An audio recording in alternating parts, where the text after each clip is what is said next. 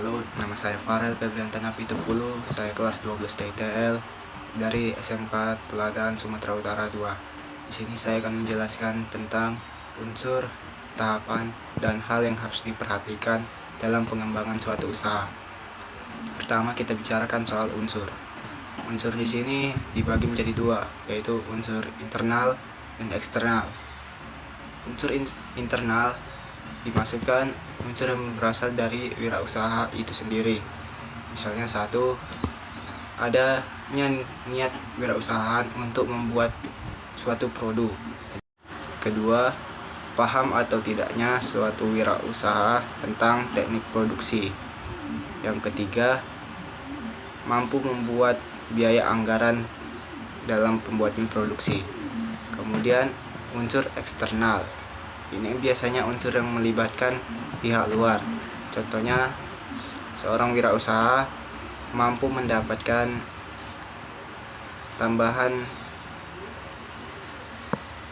dana dari pihak luar, kemudian mendapatkan info dari luar, dan juga mampu membuat penentuan harga yang berbanding setara dengan kualitas. Dan yang terakhir,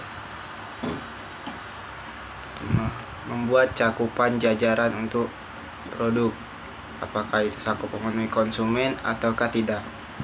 Kemudian kita masuk ke bagian tahapan. Tahapan yang pertama itu adalah tahapan produksi, di mana wirausaha akan mengembangkan produksinya dari nol sampai menjadi barang jadi untuk dipromosikan kepada masyarakat. Yang kedua, tahapan komersial. Tahapan ini biasanya diperuntukkan untuk kemanakah barang hasil produksi akan kita bagikan, bisa itu ke sebagian mitra ataupun agen tertentu. Yang ketiga, tahapan korporasi.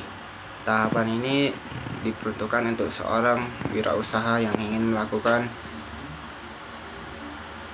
kegiatan membeli saham dari organisasi tertentu. Yang terakhir, hal yang harus diperhatikan dalam pengembangan usaha. Yang pertama, seorang wirausaha harus membuat perencanaan yang matang agar usahanya itu dapat berkembang dengan baik. Yang kedua, seorang wirausaha tidak boleh berlebihan dalam pembuatan rencana. Jangan sampai di suatu ketika seorang wirausaha memiliki ekspektasi yang berlebih dibandingkan dengan niat yang dia dengan hasil yang akan jadi nanti. Yang ketiga, meminta saran dari profesional. Biasanya saran ini akan diberikan oleh orang-orang yang sudah berpengalaman di bidang produksi, dan seorang wirausaha yang baru terjun ke bidang ini akan meminta saran yang lebih baik agar usahanya lebih maju. Yang keempat, merancang jadwal manajemen proyek ekspansi. Di sini seorang wirausaha harus mampu merancang jadwal yang matang agar proyek yang dilakukan tidak berantakan dan teratur dengan cukup bagus. Yang kelima, mendapatkan info dari konsumen. Ini hal yang harus diperhatikan dalam membuat usaha, di mana info dari konsumen itu sendiri merupakan ilmu yang sangat penting untuk kita, karena kita akan tahu barang apa yang akan diperlukan oleh konsumen.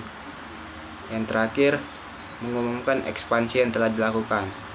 Pengumuman ini ditujukan agar usaha ataupun produk yang kita buat mampu dikenal oleh masyarakat luar dengan melakukan promosi ini. Baik, saya rasa sekian dari saya.